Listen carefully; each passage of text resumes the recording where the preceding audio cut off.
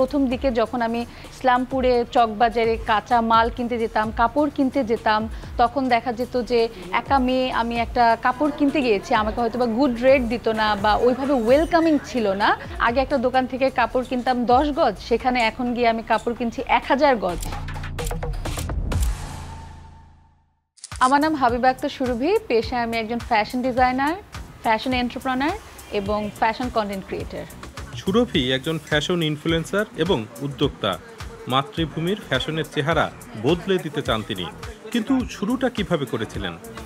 আমি শুরু করি 2016 সালে আমার ঢাকা বিশ্ববিদ্যালয়ের শামসুনার হল থেকে। আমি অনলাইনে hand painted T shirt, tie-dye করা শাড়ি সেলের মাধ্যমে আমার কমার্স প্ল্যাটফর্মে ফেসবুকে আমার বিজনেসটা শুরু করি। সুরভির টাকার দরকার ছিল, আর সেটা শুধু কাপড় কিনতে নয়, বিদেশে উচ্চশিক্ষার স্বপ্ন পূরণের জন্য। তো এই চিন্তা থেকে 2018 সালে আমি কন্টেন্ট ক্রিয়েশনটা শুরু করি, এবং ওই কন্টেন্ট ক্রিয়েশনটা শুধু অ্যাজ এ কন্টেন্ট ক্রিয়েটর আমাকে পরিচয় দেয়নি, সেই সাথে আমি যে ড্রেসগুলো ডিজাইন করছি সেই ডিজাইনের ওয়াটারমার্ক হিসেবেই এই কন্টেন্টগুলো কাজ করেছে। মানুষ তখন আমার ড্রেসের সাথে সাথে আমার চেহারাও চেনা শুরু করলো যে আচ্ছা এই ডিজাইনটা এই ডিজাইনারের করা। আমার পরিচিতি এবং আমার কন্টেন্টের পরিচিতি একসাথে সবার কাছে পৌঁছে যাওয়া শুরু করলো।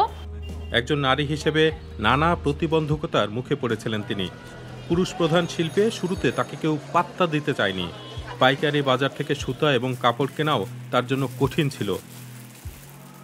তিনি সেসব বাধা অতিক্রম করেছেন, তবে এখনও অনলাইনে আক্রমণের শিকার হচ্ছেন, যদিও সুরভি সেসব আর পাত্তা দিতে চান না।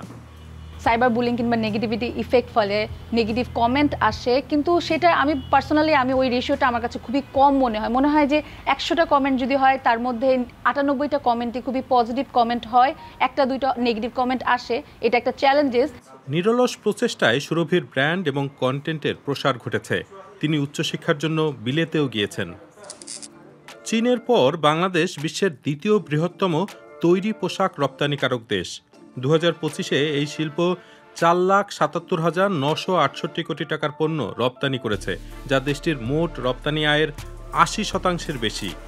বিশাল এই খাতে 40 লাখের মতো মানুষ কাজ করেন, যাদের 53% নারী।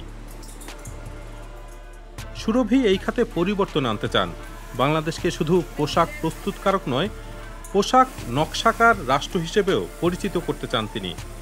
অ্যাজ এ ডিজাইনার আমি ফিল করি যে যখন একটা গ্লোবাল ব্র্যান্ড আমাদের কাছ থেকে কাপড়টা বানিয়ে নিয়ে যাচ্ছে, ওই মেড ইন বাংলাদেশ লেখাটা শুধু নিচে থাকে যে এটা বাংলাদেশে বানানো হয়েছে, কিন্তু ওই মেড ইন বাংলাদেশের উপরে যে ওয়ার্ডটা, সেই লেভেলটা কিন্তু বাংলাদেশের কারো হয় না। ওই ডিজাইনারটা কি আমরা অনেক সময় হয়তো বা জানিও না। শরদিন্দু অর্থ হচ্ছে শরৎকালের চাঁদ। গত কয়েক বছরে সুরভি তার এই ব্র্যান্ডকে ঢাকা বিশ্ববিদ্যালয়ের ছাত্রাবাস থেকে দেশ পেরিয়ে লন্ডন অবধি নিয়ে গেছেন। তিনি অনলাইনে নিয়মিত কন্টেন্ট পোস্ট করেন। সোশ্যাল মিডিয়াকে আয়ের উৎস হিসেবে দেখেন সুরভি, এজন্য সেখানে সবসময় সক্রিয় থাকা জরুরি মনে করেন। আমার পার্সোনালি এক্সপিরিয়েন্স থেকে বলি, as a content creator, as a fashion entrepreneur, সেটা হচ্ছে যে সোশ্যাল মিডিয়ার এই যুগে out of sight out of mind, যে কারণে আমরা চেষ্টা করি যে প্রতিদিনই আমাদের পেজ থেকে ছবি যেন পোস্ট যায়, আমাদের পেজ থেকে যেন রিলস ভিডিও, যেগুলো এখন খুব জনপ্রিয় সোশ্যাল মিডিয়ায়, তো সেগুলো যেন পোস্ট যায় রেগুলার, এবং এই জিনিসগুলো আমাদের সেলকে অনেক বুস্ট আপ করে।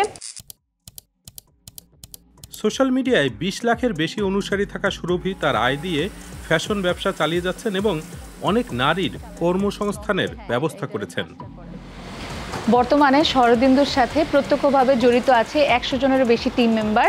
শরদিন্দুর ডিজাইন প্রিন্ট হওয়া থেকে শুরু করে সেগুলোকে আনা, কাটা, এরপর ড্রেসগুলো বানানো, পরবর্তীতে অনলাইন অফলাইনে সেলের সাথে এই 100 জন টিম মেম্বার জড়িত আছে।